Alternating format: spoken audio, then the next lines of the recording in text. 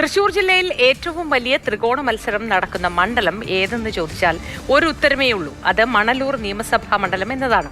അതിന് കാരണം ശക്തരായ സ്ഥാനാർത്ഥികളും വലിയ രാഷ്ട്രീയ നീക്കങ്ങളുമാണ്.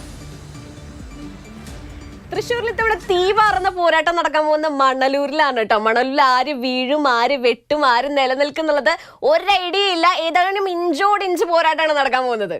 അല്ല ബാലുട്ട, എന്തിട്ടീ പറയണേ? മണലൂർ ഇത്ര വലിയ മത്സരമാണോ? നിങ്ങളുടെ മണ്ഡലല്ലേ? നമ്മുടെ തൃശ്ശൂര് ശരിക്കും പറഞ്ഞാൽ ഏറ്റവും കൂടുതൽ ശ്രദ്ധിക്കുന്ന മണ്ഡലങ്ങളിലൊന്നും മണലൂരാണ്. മണലൂര് മണ്ഡലം ഇപ്പോൾ നിലവിൽ 10 കൊല്ലമായിട്ട് ഒരു കോൺഗ്രസിന്റെ കയ്യിൽ നിന്ന് പോയൊരവസ്ഥയാണല്ലോ. അപ്പോൾ ഇപ്രാവശ്യം പ്രതാപനെ വിചാരിച്ച് നടക്കുക. അത് മുൻപ് സുധീരനൊക്കെ അതുപോലെ തന്നെ ഒരുപാട് പ്രഗത്ഭര് മത്സരിച്ചൊരു സ്ഥലമാണല്ലോ. 1960 മുതൽ, അതായത് കുറൂർ നീലകണ്ഠൻ മുരിപ്പാട് മുതൽ, അതിനെക്കാട്ടും മുന്നുള്ള ഒരു വർഷം നമ്മളുടെ പഴയ വിദ്യാഭ്യാസ മന്ത്രിയായിരുന്ന ജോസഫ് മുണ്ടശ്ശേരി മാഷ് ജയിച്ചൊരു മണ്ഡലം. പക്ഷെ 60 നഷ്ടപ്പെട്ടു. 60 നഷ്ടപ്പെട്ടിട്ട് പിന്നീട് 2006 പിന്നീട് CPM-ന് കമ്മ്യൂണിസ്റ്റ് പാർട്ടിക്ക് അവിടെ ഒരു വിജയം ഉണ്ടാവണം. അതായത് UDF-ന്റെ ഉരുക്കുകോട്ടയായിരുന്നു. ഉറപ്പായിട്ടും 2006 ശേഷം കോൺഗ്രസിനെ സംബന്ധിച്ച് അത് ശരിക്കും പറയുകയാണെങ്കിൽ അതിൻ്റെ ഒരു വർഷം PA മാധവൻ ജയിച്ചു എന്നത് ഒഴിച്ചാൽ കഴിഞ്ഞ 10 വർഷം തുടർച്ചയായിട്ട് CPM വിജയിക്കുന്നൊരു മണ്ഡലമാണ്. അതിനേക്കാൾ കൂടുതൽ ഒരിക്കൽ വിജയിച്ചു കഴിഞ്ഞാൽ ആ മണ്ഡലത്തിനെ നിലനിർത്താൻ LDF-നുള്ള ഒരു കഴിവുണ്ട്. അത് അവർ മണലൂർ പരമാവധി ഉപയോഗപ്പെടുത്തി. പക്ഷെ അതിനെ വെട്ടാൻ വേണ്ടിയിട്ടാണ് ഇത്തവണ TN പ്രതാപൻ NDA-യുടെ സ്ഥാനാർത്ഥിയോ അല്ലെങ്കിൽ LDF-ന്റെ സ്ഥാനാർത്ഥിയോ പറഞ്ഞേക്കാൾ മുന്നേ പ്രതാപൻ അവിടെ സ്ഥാനാർത്ഥിയായിട്ട് വന്നിട്ടുണ്ട്. അതാണ് ഇലക്ഷൻ പ്രഖ്യാപിക്കുന്നതിന് മുമ്പേ തന്നെ അവിടെ ഓഫീസ് തുറന്ന ഒരാളാണ് പ്രതാപൻ. അതാണ് വെഞ്ചരിപ്പടക്കം നടത്തിക്കൊണ്ട്, അതായത് പ്രതാപന് ഇലക്ഷനൊക്കെ എങ്ങനെ നേരിടണം എന്നുള്ളത് കൃത്യമായിട്ട് അറിയാം. അതാണ് ഇത്തവണ ഉള്ള ഒരു മേൽക്കൈ ഉണ്ട്. ഇപ്പോൾ മണ്ഡലത്തിലെത്തിക്കഴിഞ്ഞാൽ അവിടെ പൊരിഞ്ഞ പോരാട്ടമാണ്. അതായത് ഓരോ മുക്കിലും മൂലയിലും ഹോർഡിങ്ങുകളും പോസ്റ്ററുകളും ഫ്ലെക്സുകളും അങ്ങനെയൊക്കെ ആയിട്ട് വളരെ വലിയൊരു ഓളാണ്. തൃശ്ശൂരിലെ ഏറ്റവും വലിയൊരു മത്സരം ഒരുപക്ഷെ അവിടെ തന്നെ ആയിരിക്കും നടക്കുന്നുണ്ടാവുക. പ്രിയപ്പെട്ടവരെ, വഴിയോരങ്ങളിൽ തിങ്ങി നിറഞ്ഞ് കാത്തുനിന്ന പ്രബുദ്ധരായ ജനങ്ങളുടെ സ്നേഹോഷ്മളവും ഉജ്ജ്വലവുമായ നിരവധി സ്വീകരണങ്ങൾ ഏറ്റുവാങ്ങിക്കൊണ്ട് ആദ്യം ഇടത്തോട്ട് തിരിഞ്ഞ മണ്ഡലം പിന്നീട് വലത്തോട്ട് തിരിഞ്ഞു. കഴിഞ്ഞ 10 വർഷത്തിൽ മണ്ഡലത്തിലെ MLA മുരളി പെരുന്നെല്ലിയുടെ പ്രകടനത്തിന്റെ വിലയിരുത്തൽ കൂടിയാണ് ഈ തെരഞ്ഞെടുപ്പ്. 2016 19,325 വോട്ടിന് വിജയിച്ച CPM 2021 ഭൂരിപക്ഷം 29,876 വർദ്ധിപ്പിച്ചു. 2 തെരഞ്ഞെടുപ്പിലും മത്സരിച്ചത് മുരളി പെരുന്നെല്ലി തന്നെ. ഇത്തവണ TN പ്രതാപനെ ഇറക്കി മണ്ഡലം പിടിക്കാനിറങ്ങുമ്പോൾ കോൺഗ്രസിന്റെ പരമ്പരാഗത മണ്ഡലം തിരികെ പിടിക്കാനാകുമെന്നാണ് കണക്കുകൂട്ടൽ.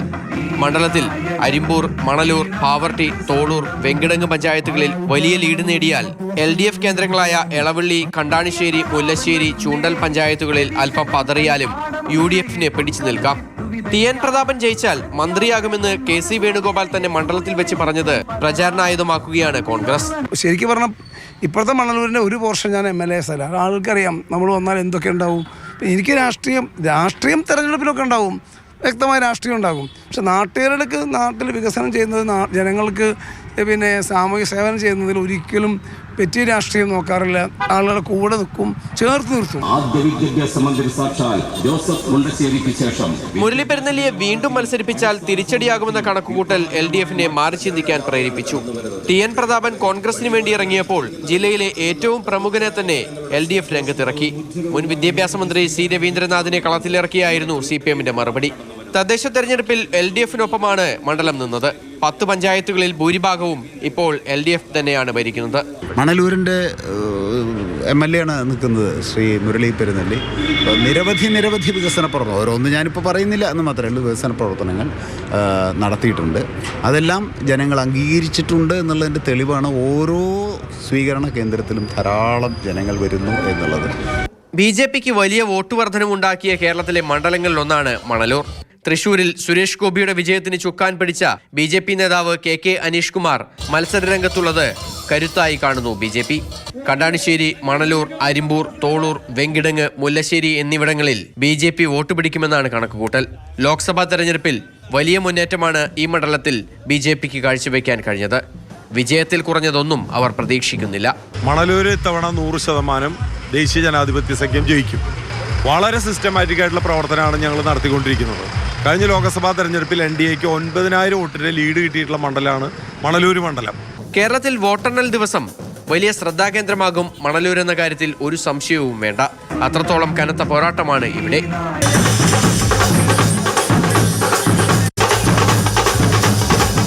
സുജി പട്ടാമിക്കൊപ്പം MS ലിഷോയ്, മാതൃഭൂമി ന്യൂസ് തൃശൂർ.